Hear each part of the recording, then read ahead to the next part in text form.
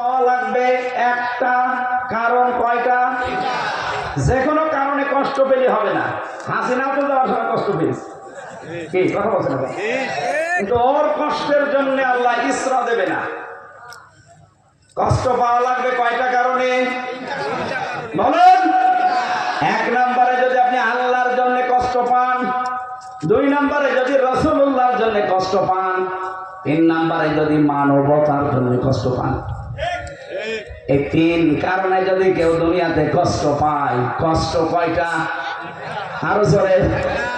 এখানে কষ্টের আগে দেখবেন মারা, এর আগে আলিফ লাম নির্দিষ্ট করে আল্লাহ জানাতে চেয়েছেন এক একটা কষ্টের জন্য আমি আল্লাহ গ্যারান্টি দিলাম ইসরা।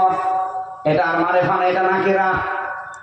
তাফসীরে ফি জিলালিল কোরআন উনি লিখেছেন একটা কষ্টের কারণে ৭০টা সুখ আপনাকে আল্লাহ ভোগ করাবে।